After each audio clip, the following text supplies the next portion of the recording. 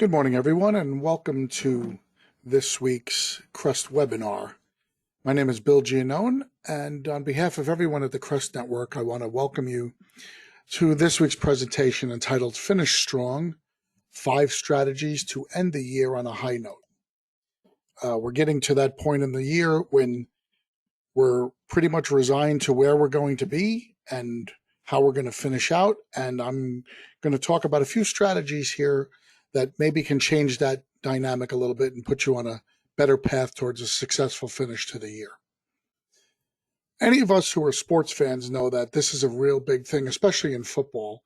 It's finish strong, own the fourth quarter. We'll see this all the time at the end of the third quarter, whether it's the NFL, college, or even all the way down to Pee Wee, Pop Warner football. Coaches find this as a big motivating tool when they get their players to hold up 4 fingers that the fourth quarter is coming. Well, we've heard the expression many times that games are won and lost in the fourth quarter, and there is some validity to that, but there's also the concept of having to prepare for the fourth quarter. It's not enough to just say we're going to win or lose the game in the fourth quarter. We have to also understand what it takes to prepare for the fourth quarter and what it takes to execute in the fourth quarter. And this applies not just to football, but all the other sports as well. You know, in baseball, we now have the advent of the closer, the guy who finishes the game out. That's the most important pitcher on the team in many cases. You know, the Yankees won 4 world championships with a guy who was the best closer in the game. That's something that is pretty prevalent now throughout baseball. You'll see it in horse racing where they talk about get your horse ready for the last bit of the race, usually the stretch portion, and that's when a race is either won or lost. But, you know, there is some logic to that, but let's also remember that how we execute on a day-to-day basis is important as well. You know, in tennis, the 5th set in a major championship is the important set. But if you're really good and you do such a good job, you can end that match in the 3rd set. So it's not always just leaving it to the end. But let's, for the sake of argument, talk about the fact that we have to finish strong and we have to worry about the fourth quarter. I'm going to talk about a few things about the fourth quarter that you may or may not realize, but they put things into perspective as to why it's important to get ready now in the month of September for the fourth quarter and to have a plan in place for you to execute and not just kind of take it as a whim. Why is it important to finish so strong? There's a few facts about the fourth quarter that I'm going to go over today. And some of them might be a little surprising. This first one, you might not even realize. All of your profit for this year will be earned in the fourth quarter. If you think about it, if you did no business at the end of the year, any money you may have made during the beginning of the year or the middle of the year is going to have a problem. Make sure you understand that, and you have to make sure that not only are you going to function properly, but you're also going to make sure that you excel a little bit more. That's a very important part. I want to make sure you understand. It's not good enough to coast home. We're going to talk about some ways to avoid coasting home. Another good way to look at your fourth quarter is your fourth quarter efforts are going to determine how well you start 2021. You know, most businesses, especially restoration, are not the type that you could just flip the switch off, close up for a couple of weeks or a couple of months and turn the switch back on. Unfortunately, I've worked with many companies in this industry who truly believe that, yes, we are seasonal, and yes, they can control when and how aggressive they want to be with their business. I'm much more of the belief that you have to have a core underlying everyday business. And then, yes, when your particular seasonality comes about, whether it's frozen pipes up in the north or whether it's fire season in some areas, whether it's different areas where you'll have different aspects going on in your business, you then want to use those times to capitalize. You don't want to use them as your core business model where you're going to earn your money for the year. You want to use that as when you're going to earn a lot of your extra pocket money and extra profit for the year. So you can't really gear down in the fourth quarter, October, November, December, and then expect January 1st, all of a sudden for the phone to start ringing again. So the more aggressive you can be in the fourth quarter, I think, and I'm pretty much sure, that you're going to have a very, very successful first quarter of 2021. Another thing that's happening, this is very, very unique to this year, but as we come out of COVID, there's going to be more expected of your firm. Now, what do I mean by this? People have been home for a while. People haven't been working. People have kind of been, sequestered at home. And depending on where they live, they're still sequestered and they still don't have a normalcy of life. Well, in the fourth quarter, as things start to unwind, there's going to be a lot of anxious moments and anxious times for people. For instance, if they go back to work and things happen in their office, they're not going to want to go back home. They're going to want those office issues resolved right away. So the demands on your company are going to be very high. When people do have issues in their home, they're not going to want you to spend a lot of time in their home. They're going to want you to be very professional, get in and out. There's a chance that because they're home, if they do have an issue, while you're working, they're going to be doing a lot more internet research than normal. That's just a natural aspect. When people get involved in something in their lives that they're experiencing for the first time, they'll go onto the internet and start doing a lot of research. We all know how terrible the internet is, especially as it relates to our marketplace. There's a lot of bad information out there. There's a lot of false information out there. And there's also a lot of do-it-yourself information. And the do-it-yourself information many times can be the most damaging to us because we're true professionals and we're out there providing a very unique and difficult service that can't just be done by running down to the local Home Depot and buying $10 worth of chemicals and renting a couple of machines. There's a lot more to it than that. The problem is the expectations are going to be very high. So we're going to have to be very professional and set a very high standard. Allowing ourselves to slack off and allowing our B crews to handle all the work is not going to cut it. This is a fact. Your marketers are not going to work as hard.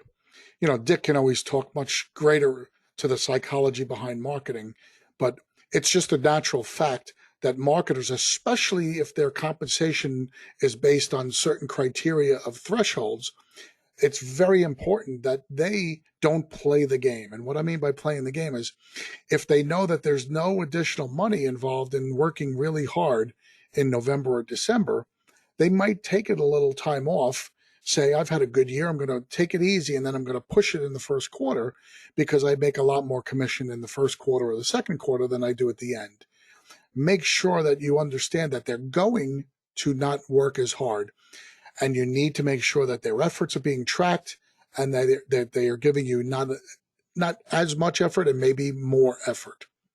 It's natural for them to say, well, nobody's working and the plumbers aren't coming into the office and everybody closes up at the end of the year, so I'm not going to be able to get in touch with them. There's a lot of things you can do with them, and we're going to discuss some of those points coming up. Like your marketers, your production crews are going to be working a lot slower, and they're going to want to work less hours. So on a normal job, if they're supposed to give you 20 hours of work on that project, they might stretch that out to 25 or 30 hours because they just don't want to give you that same effort.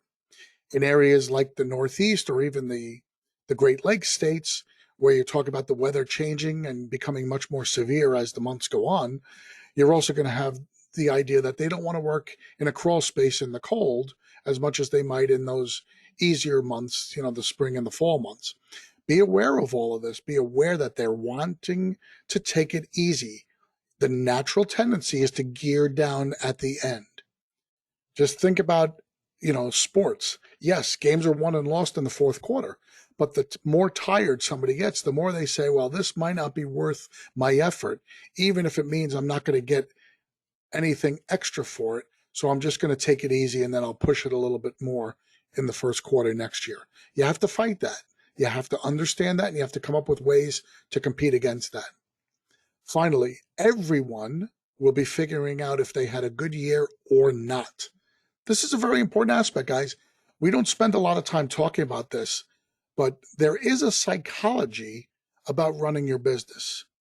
I'm not going to sit here and profess that I know anything about workplace psychology other than my own anecdotal experience.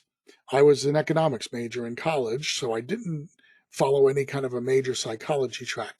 I did, however, coach youth sports for upwards of 30 years, and in that time I took quite a few classes on sports psychology and on youth psychology. Some of those things that I learned in those areas are germane and very applicable to your case here. At the end of the year, everybody is going to make an assessment of how their year went. They might look at their paycheck now and say, hey, I'm doing good, I'm doing bad. But when the end of the year comes and they were down to their last 4 or 5 or 6 paychecks, they're going to understand how much they're going to make by the end of the year. They're also going to understand a couple of things. Did I do as well as I thought I was going to do? Did the things that the boss told me happen? If he told me at the beginning of the year, if I work my butt off, I can make 50 grand, and now they're realizing that they might only make 40 grand. Those are realities that are going to happen. And the psychology is everybody does this. Heck, I'm asking you guys to do this all the time. I'm asking you guys to always be looking at your numbers, basis what you wanted to do for the year, and how close or far away are you. Well, this is natural for your employees as well. They're going to make assessments. So I have, or not, very much stress, because if they're not going to make the numbers, no matter how hard they drive for the end of the year, the natural tendency will be for them to not drive at all. If they were promised 50 or told that they could make 50 and they're only going to make 40, well, what's the difference between making 40 and making 38? To them, it's a failure either way. So they're not going to give you that effort. It's a very, very important thing to understand. You're going to naturally get less effort based on the psychology of your workers. So we're going to talk about all of this. The first place I want to start is I want to start with your profit. Most successful restoration companies, and I'm talking very successful, will make at the end of the year between 10 and 15% net profit. Now, if you're not making 15% or 10% net profit, it doesn't necessarily mean you're not a successful restoration company. You might just need a little bit of tweaking and a little bit of help to try to drag those few extra points out. I read a number years ago. Goes back about 5 years, and this was a documented number that over 20,000 restoration companies were surveyed, and the average profit at the end of the year for these 20,000 companies was 3%. It was actually 0 to 3%. That is a very, very hard number to digest, especially for someone like me who spends a lot of time with companies working on their profit. I'm a numbers guy, and it's very difficult to stay afloat at 0 to 3%. There's not a lot of room for error. If you have only one decent sized project that you don't collect for whatever reason during the year, that could be the difference between making and losing money. So that's a very, very tough number for me, but that's a reality number. So when I work with clients, my goal is to get them in the 10 to 15% area. If you can make 10 to 15% profit every year, you're in what we call the stability and growth mode. Anybody who makes 10% is very stable. And if you're upwards of 15%, you could absolutely be in growth mode because you've got money to reinvest in your company. But let's just say you make a 10 to 15% profit. That means that if your company had to be open for 12 months, but your revenue came from 10 months of work, that means that if you made no revenue in the last 2 months of the year alone, you'd make no profit. So I know this is difficult without charts and graphs and me standing in front of you explaining it, but suffice it to say that if you took each month as its own separate entity, and we can assume that they're all equal. We know, in fact, they're not, but let's just, for the sake of argument, assume that each month is equal. Well, that means that about 8% of your revenue comes from each month.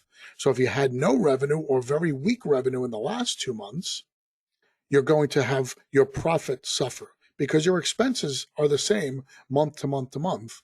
For your fixed expense, your rent, your utilities are basically the same, your insurance payments, things like that. The only things that could be variable are your cost of goods, and that's a minimal number compared to your fixed. So let's understand that if we slow down and if we just make excuses for slowing down, that's money out of your pocket. Why don't we talk about 5 strategies that we can do that are not going to take a lot of effort on your part, but are going to give you the best chance to close strong and maybe even get that number higher than what you think it's going to be right now. The first strategy we're going to talk about is where all great things start, which is with your marketing. I tease Dick all the time that everybody feels that their part of the company is the most important. And I always say, well, they are to that person. But looking objectively, we have to understand that if you don't market, it's very difficult to be successful anywhere else. So rather than allowing your marketer to make excuses, we want to make sure that we're marketing harder. We can actually put more demands on our marketers at this time. If you push your marketers in the fourth quarter, you accomplish two things. You guarantee yourself a strong lead generation effort for the end of 2020, and you guarantee that you can start 2021 very strongly. Now, why do I say that? Dick will tell you this all the time, but we've done a lot of research on this, and we know that strong marketing efforts usually have a 6-week lag time, 4 to 6 weeks, but let's call it a 6-week lag time between the effort and the phone calls coming into the office. Now, how do we know this? We know because when we analyze consistent marketing efforts, and then when Dick comes in and he's able to push the marketers and give them a little better focus and give them a little better traction, it's usually about 6 weeks when we start to see the lead generation numbers go up. Conversely, we also know that when companies take their marketers out of the field, for instance, you get a little local cat and you're a little busy and you don't have enough staff maybe to answer the phones or to help load the trucks, the first instinct for a lot of companies is to take their marketers out of the field and stop marketing because it's all hands on deck. Well, that might be great and good for that particular cat time, but inevitably we see the numbers that 4 to 6 weeks later, there's a downslide in the phone calls that are coming into the company. Now, most companies just blow it off by saying, well, we need a little break anyway because we had this mad rush. Think about it, guys. If all you're doing is handling a mad rush by conceding the fact that you're going to get slower 4 to 6 weeks from now, you haven't capitalized on that mad rush. All you've done is moved the bell curve, so to speak, so that your 2 months of revenue is the same, but you just concentrated it all in a couple of weeks. We want to avoid that. We want those mad rushes and those local cats to be real profit centers for you. But as soon as they're over, we want your business to go right back to where it was, not to have a downslide. We need for that to be consistent. So number one, it guarantees not only a good end of 2020, but it guarantees a good start to 2021. The second thing it does is it takes that natural tendency of the marketer away, which is for him to slow down a little bit at the end of the year because he doesn't want to, quote unquote, pad his numbers. What do we usually do when we set our budgets for next year or when we set our expectations? We usually look at what the guy did last year. So really smart marketers are not going to push it and put up a really high number for the end of this year if they think that it's not going to be achievable next year, because then no matter what they do next year, it's going to look like a failure. We don't want to allow them to play that game. We want them to be wildly successful in the fourth quarter. So we don't want to be able to let him have the opinion of taking it easy or playing his game. So we're going to send that message by pushing the marketing efforts. If any of you need help in trying to figure out exactly how to push your marketers, please give Dick a call. This is something that he is expert at. Within one conversation, he has a pretty good idea of what your current marketing capabilities are and how much of that is being taken up by your marketer. And he can put together a really simple program for your guys to make sure that they keep the pedal to the metal. Very important. Strategy number 2, set aggressive goals for your teams. You know, there was an old adage years back that, the workers don't need to know what's going on in the company. All they need to know is that they're getting their paychecks and they're following their systems. And for many years, that's how management worked. And then there was a little phase where there was what we called collaborative management. We allowed the managers to open up a little bit to the workers, make them part of the process. I'm a big believer that the collaborative management has a place in our business. I don't think the workers need to know exactly how much money you take home every week or month. And I don't think they need to know exactly what your books are. You don't have to totally open them up. But in this case, at the end of this year, I really want you to make sure that your production teams, the guys out in the field, understand exactly what your plan is for the end of the year. I think you have to tell them we're not going to slow down, but I also want to make sure that you share your vision. Give them ideas. Hey, in the fourth quarter, we want to do 20 jobs a month. We want each of those jobs to be good sized water jobs, we want to bill about 4,000 a job. So now in their heads, they understand what's expected of them. Maybe they're only doing about 15 jobs a month now.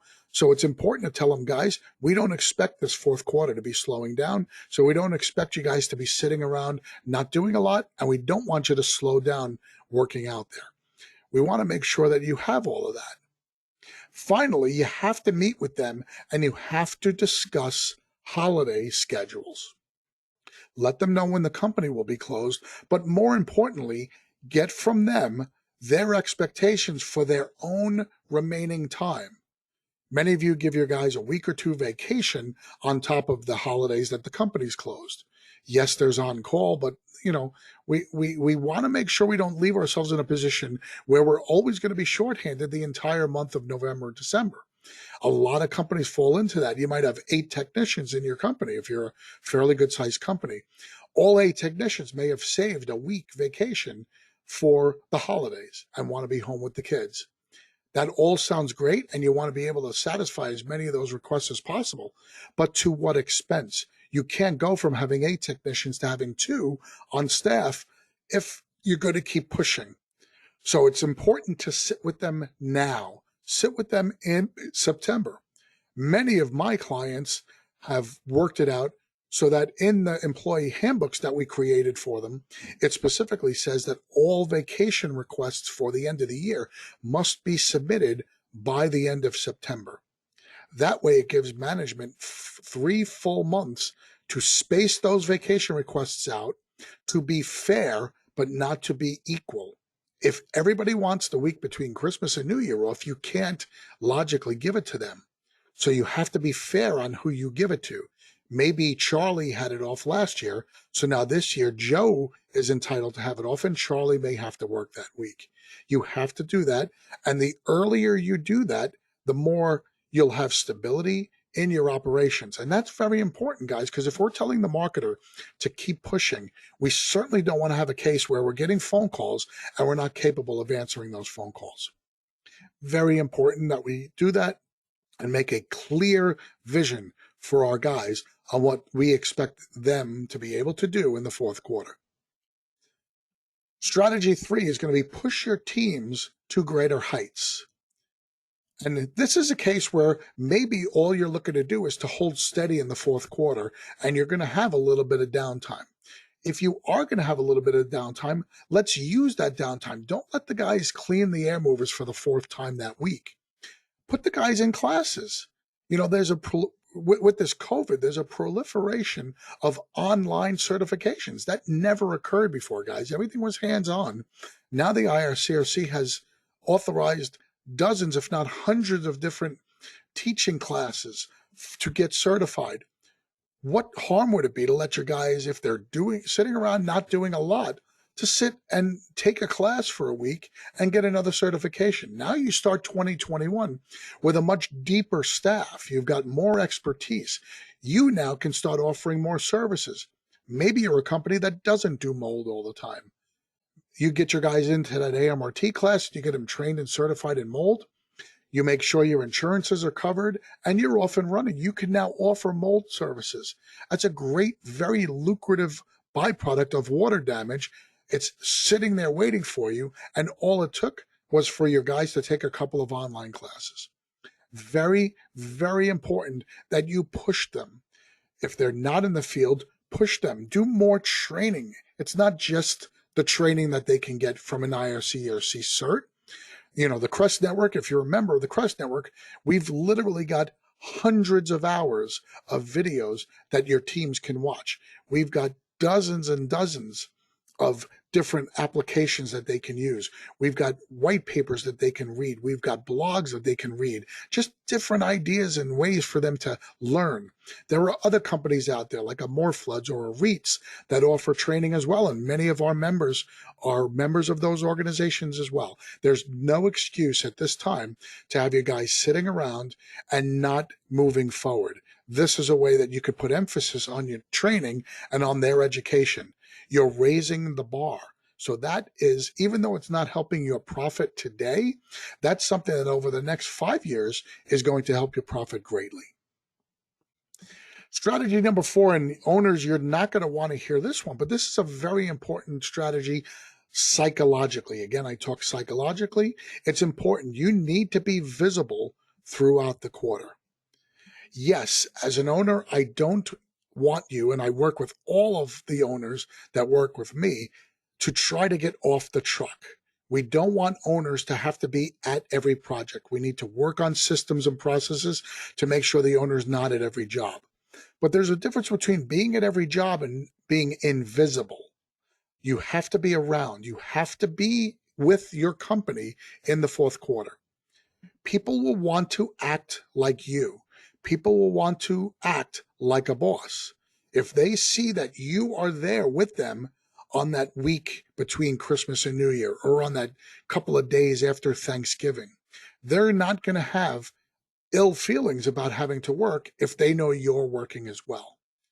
You might sit there and say, well, I've earned the right as the owner to go take my 1 month ski trip out in Colorado while the rest of my company is pushing it and working hard for my profit. I fully understand that. All I'm going to ask you to do is to hold off till February before taking that ski trip. The end of the year is very important psychologically for your company because it closes out very strong and it allows you to open 2021 very strong. And from a psychological standpoint, nothing says to your workers that you're in it with them more than being there. Just be present. Be a cheerleader. Thank them. Tell them you understand that the family situation would be greater if everybody was home. But our business doesn't allow that, and you need to make sure they understand that. It's very, very important, this concept. If you're planning on taking a few days, I don't have a problem with taking a few days. I'm just saying don't disappear. Make sure you're visible. Make sure you're there, reinforcing everything that you guys are doing.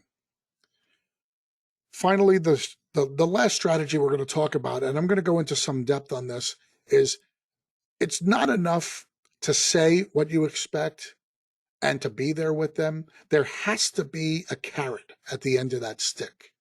And the carrot has to be, you need to reward their success. If you set goals, you need to be able to generate ways for them to make more money. Okay? Additional compensation could take several different forms.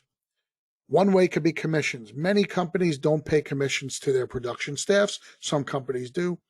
Either way, I suggest that you put aside a percentage of your revenue to be distributed out for all of your efforts. Even the guys in the office who are working hard processing the paperwork, they deserve to get a little bit of a reward and appreciation for their efforts, because if we're asking them to work harder and to really come across the finish line strong, then people should be able to understand. I said to you before, all of your profit comes from the last couple months of the year. Well, if their efforts mean that you close stronger than you normally would have, every penny that's coming into that company at the end of the year is going into your pocket. There's technically more money to share with others. So in compensation, you can put aside a percentage and share that with your staff. If you're already paying commissions, think about upping the ante and giving them higher commissions.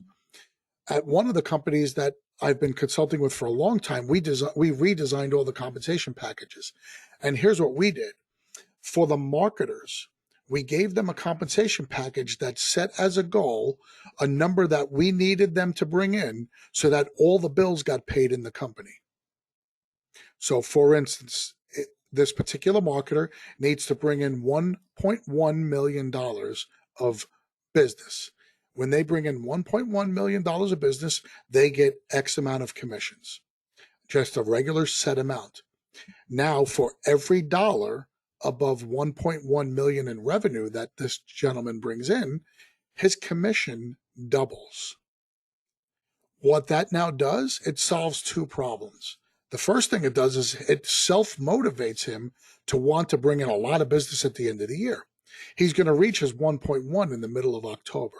So what's he going to do? Is he going to slow down and try to leave all that money and jobs, so to speak, for January? Hell no. He's going to make twice as much money if that job comes in on December 31st than he would if the job comes in on January 1st. So he's going to keep pushing very, very hard. What it also does for the owner, it makes sure that the efforts of all the workers early on in the year are being done what I called shared pain, shared effort. We need to make sure our overhead is covered. Well, the math we did said that when this guy brought in 1.1 million along with the other efforts of the company, that would be enough revenue to cover all of the operating costs for the company. That was basically the break even point. Now there's some flexibility in that number. Maybe he brings in 900,000, but other sources in the company did well enough where the owner still makes a profit. But generally speaking, our expectation of effort set that bar at 1.1. So now, if that's the case and we have met our obligations, when we do business that generates 80% gross profit, how much of that money is being spent on operations when he's at his 1.1 and above? Well, zero. We've already covered all our overhead. So instead of only having 10 or 15% profit from that amount of money, we've now got 80% profit. Logically, there's a lot more money for the owner to share. So we set it up that way. And guys, last year, his efforts in the fourth quarter were incredible. The downside is you can see where he may have taken his quote unquote fourth quarter malaise and carried that into January and February. So we were addressing that with a different program for January and February. Again, that was a very personal thing. And he maybe wanted to take it a little easy. And we didn't need him to do that because we obviously don't want that downslide like we talked about. The important thing to remember, though, is there are ways that you can set a commission structure up so that everybody wins. That's truly a win-win. If you're not a commission type person, you could set up a year-end bonus where you can articulate the exact goals you want the company to achieve. And you can have thresholds that, well, if we do this many jobs or if we bring in this much gross revenue, everybody will earn X number of dollars of a bonus. And you can put that out there and make it a contest. Drive the work, and then you reward people for each level. I would highly recommend not setting a very high level with no thresholds before that. Because once again, people are going to look at the progress. And if you set a threshold that you say in the fourth quarter, we want to bring in $500,000 of business, and you're 2 weeks away from finishing the year, and there's basically no way to get to that 500,000, you're going to have something where people absolutely give up on their effort. So if you want to say 500,000 is our goal, you need to say, well, but for every 100,000 or for every 150,000, we're going to have incremental payouts or incremental bonuses. That would be a real good way to incentivize people that even if you can't get the gold, you're still fighting for the silver and bronze, to use an Olympic metaphor. We still need to have a motivating goal for them to keep them from totally stopping their efforts. Remember, I talked before that if somebody thinks they're going to make 50 and they see they're not going to make 50, to them, it doesn't matter if they make 38 or 40, there's no incentive. We want to make sure that even if they can't achieve the gold, we want them to achieve the silver and bronze. So put things out there and do it that way. Make sure, though, that this bonus is not the same bonus that you would have been giving them had we never invented this process or this strategy. If you're the type of guy who gives everybody 2 weeks bonus at the end of a year as a Christmas bonus or a fixed amount of money, maybe $500, make sure that they're going to still get that. But then above and beyond, this is a strategic reward for more work. And set the goals so that if they underachieve, they don't get it. If they just achieve what they've done the last 3 years and they always got their $500, that's all they'll get. I'm not saying automatically start throwing money their way. I'm saying make sure that your success lines up with sharing it with them. Okay. Finally, there's also ways that you can share your success that don't involve straight dollars. Now, maybe, and I say not likely, but maybe there's ways that you can incentivize your employees in ways other than giving them cash. If you're familiar with your employees, you might know that there are other things that motivate them or, as they say, make them tick. So let's find out. Maybe if you offered your marketer a family vacation, a week in Florida in March or whatever, if he reaches a certain goal, or maybe you offer them new computers or new equipment or a new moisture meter or something silly or crazy. Maybe you offer them a company gas card. You have gas cards for your trucks, you have gas cards for your office personnel. Maybe one of your technicians, you say, hey, you do this and you work at this many projects and you get it done in this amount of time and we make X number of dollars. I'll give you a gas card for your personal use for the whole year. Maybe it's something silly like that, but you don't know what's going to drive them. Maybe it's just something that makes them feel important. Money always works, but we also know that the number two thing that drives an employee after money is feeling like they're valued and feeling like they are an important part of the machine being the company. That is the number two driver of someone. In some people, it's a very far chasm from number one being money to number two. But for others, it's very, very close. They're almost identical, that they would rather feel important than make money. Some people aren't driven necessarily simply by money, but to feel valued and feel important. So those are things that you can think about. And every company is going to be able to do this differently. I don't know the relationships you have with every one of your employees. You have different relationships and you understand what motivates them. I've seen some crazy motivational tools. I know a guy that bought one of his employees a Harley because the employee wanted it forever, knew he would never be able to afford it, but he was such a valued employee that the owner bought his employee a Harley. Guess what? That guy didn't ask for a raise for 5 years because he knew how valued he was and he knew what the value of that Harley was to him and to the owner, and that brought an incredible amount of trust and goodwill.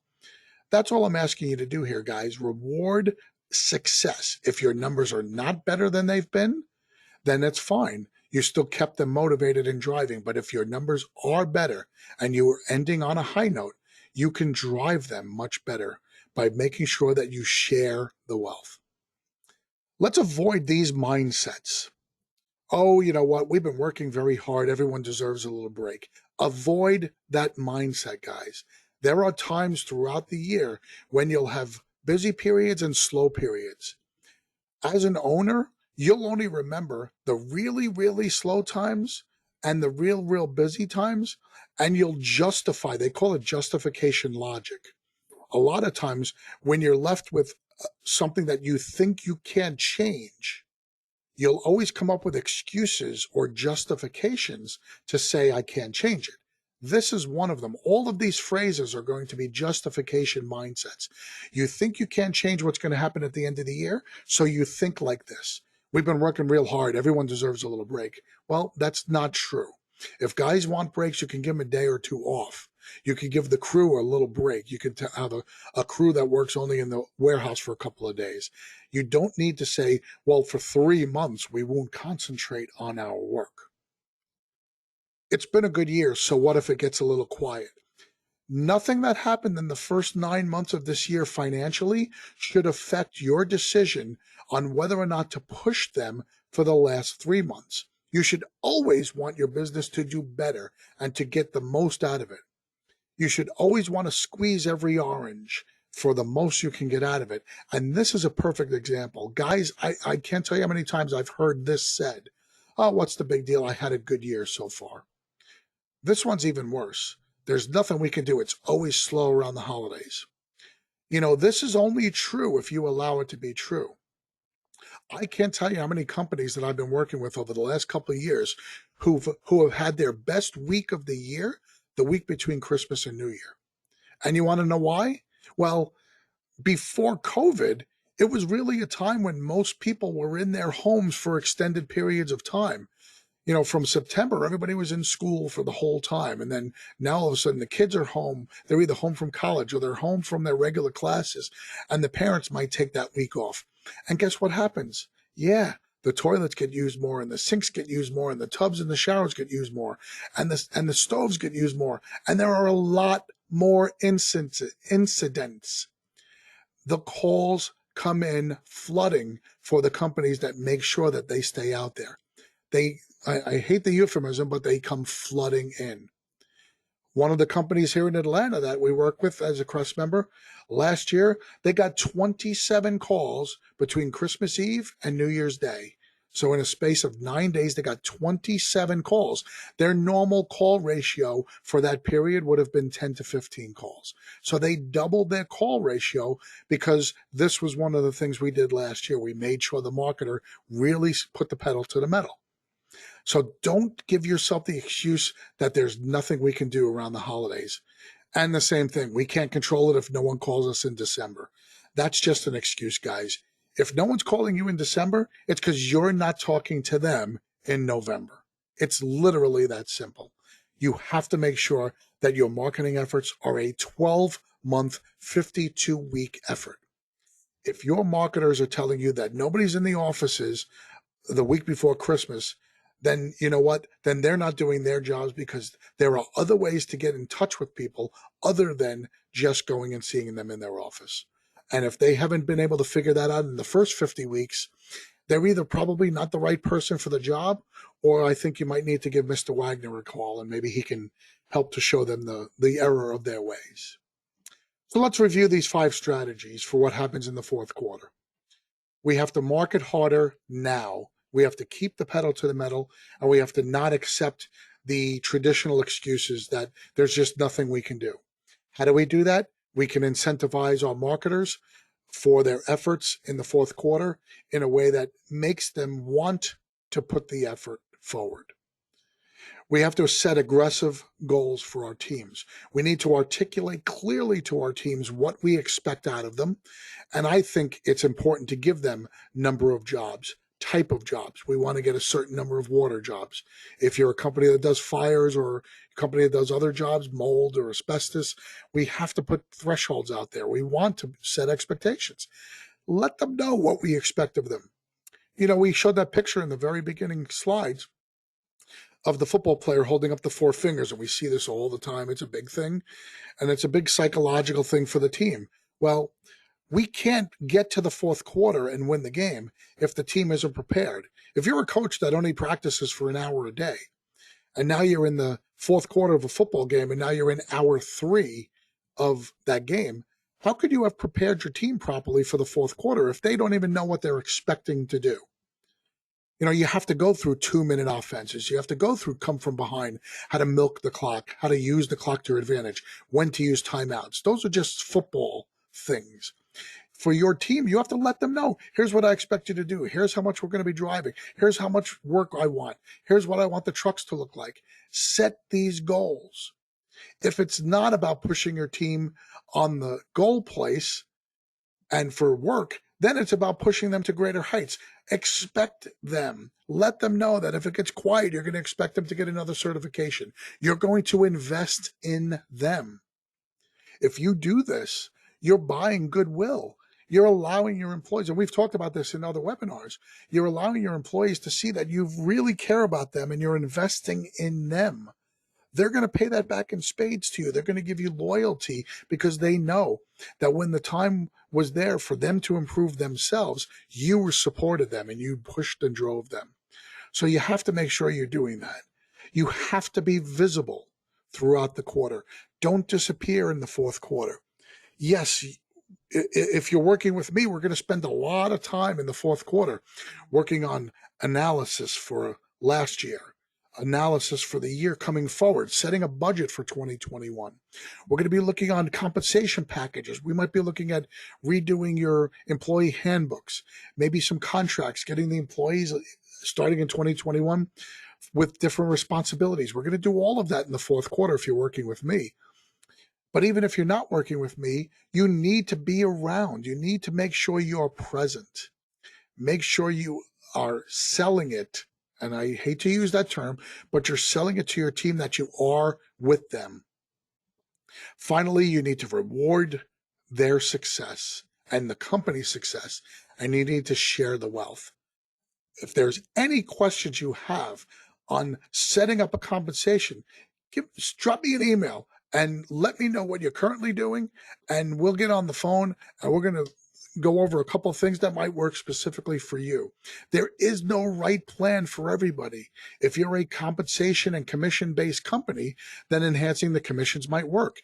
If you've never done that before, introducing it might work.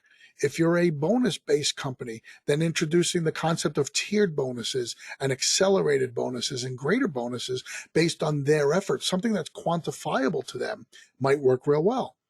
And like I said, if you've got really good relationships with your employees and you are able to see what makes them tick, something other than a cash payout might work as well. Vacations, some enhancements, some benefits, things like that can work really, really well for you. Those are things that I consider win-wins. And when Dick and I talk about working with your staff, we always want to try to find a place where it's a win-win. Dick talks a lot about never splitting the difference. And we've used that in a lot of different ways. We've used that for marketing techniques. We've used that in production when we're talking to adjusters and we don't want to compromise on our invoices. We never want to split the difference. Well, we never want to split the difference with our employees either, guys.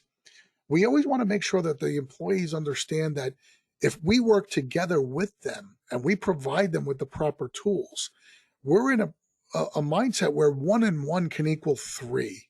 We can actually make it a true win-win where both parties can get more than what they expected out of the relationship if both parties put in. And that's why it's real important to understand that it's not good enough to just set expectations and drive like you're a mule team and you're just whipping them into submission. That might always work short term, but it will never work long term. The different strategies that we're talking about right now are going to be both short-term, end of year 2020 successes, but these are all always going to work for you in the long run as well. So we can apply these any day of the year. I'm just giving these to you to start applying now to get ready for the fourth quarter. And I think these 5 strategies that are written right here, if you employ all 5 of them, you have a guaranteed successful fourth quarter. On behalf of Dick Wagner and everybody here at the Crest Network, I really want to thank you for your time today. I hope that you've gotten something out of this, and I hope that you'll share a lot of these ideas with your teams. If you need any advice or support at all, please feel free to reach out to both Dick or myself. And until next week, we thank you so much for being a valued member of the Crest Network, and we hope that everything's going great for you guys and continued success. Have a great day.